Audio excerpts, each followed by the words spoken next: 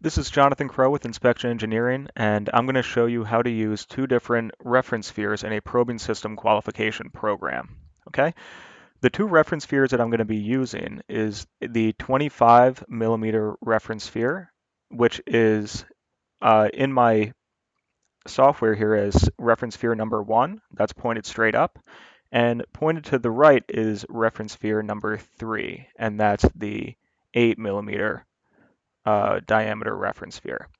So the first thing that you'll need to do is you need to locate both of these reference spheres with the master probe. Just make sure that you're selecting the correct option here.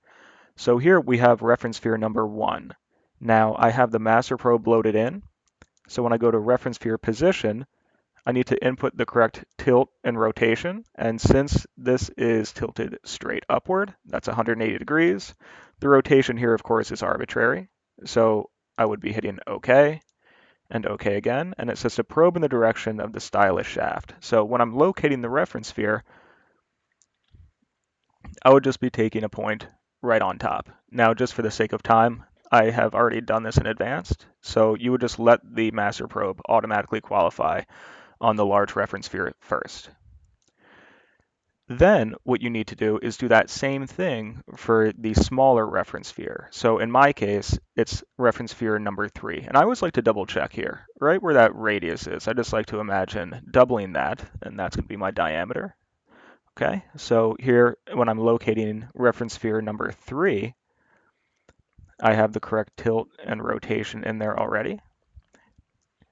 And I would just go through and qualify and show exactly where this reference sphere is. So now at this point, the software knows where reference sphere number 1, the 25 millimeter diameter reference sphere is, and the location of the smaller reference sphere, the 8 millimeter diameter reference sphere. Now in order for this to work, the styli that you're using in your program must have been previously qualified on the correct reference sphere. Okay, so what do I mean by that? Here, I'm going to be loading in what I called a stylus system that's called single, and that's just a 3 millimeter diameter reference sphere by 50 millimeters in length. Now, it's recommended that this is going to be used on the larger reference sphere. Okay, so when this was already qualified,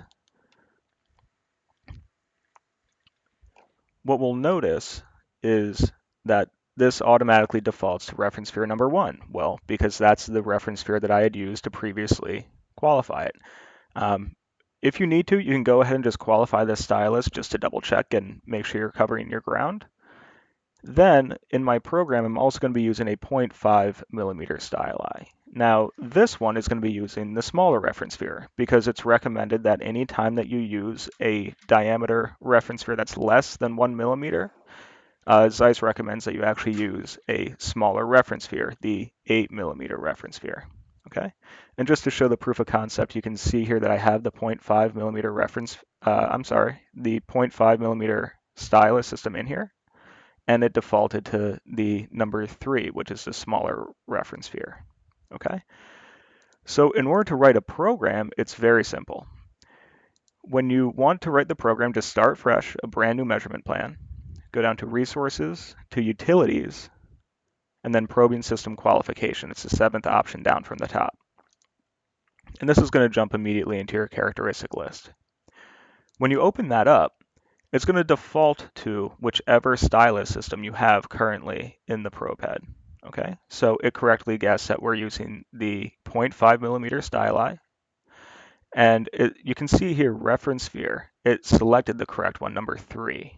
Okay, I'll just hit OK.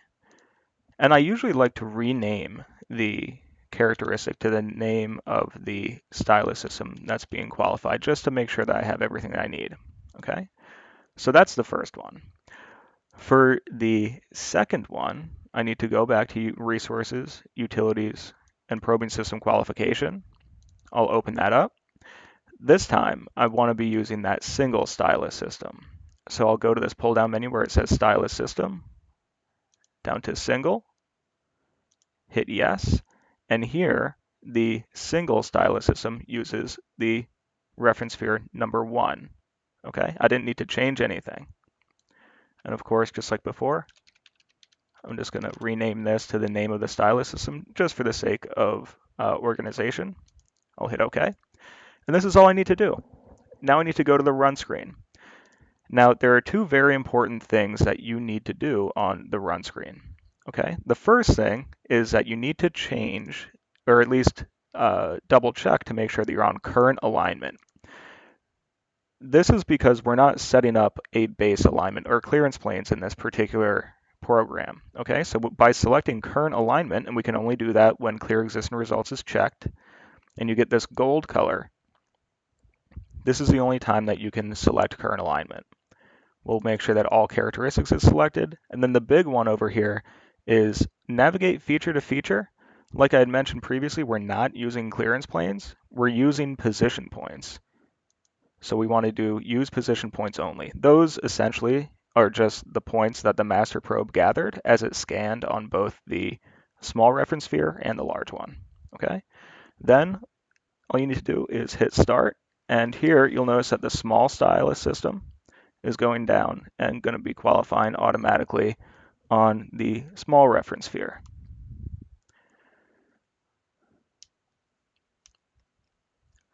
So we'll give this a couple minutes to finish up on the small reference sphere. But what we'll notice at the very end is that when you write a program to do the qualification automatically, it's going to automatically deposit this stylus system into the tool rack, pick up the next one, which is going to be single, and then it's going to travel to the larger reference sphere. And that way we can get all of our stylus systems qualified automatically using more than one reference sphere. So it's extremely useful. A couple words of caution, however. This only works if you have previously qualified your stylus system at some point in the past, okay?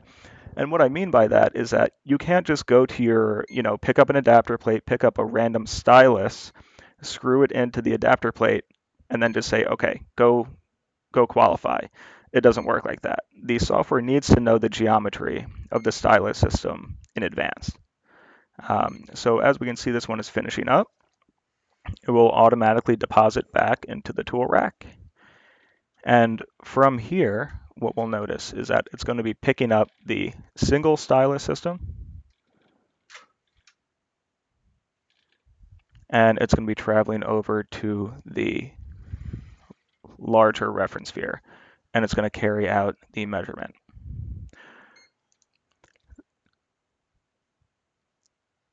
Okay, so as this one finishes up, there won't be a report or anything like that that's generated at the very end, but if you're curious as to how the qualification went, you can always look at the flags over here on the left-hand side of your characteristic list, or you could go to the CMM button over to stylus system, and that will show you as well.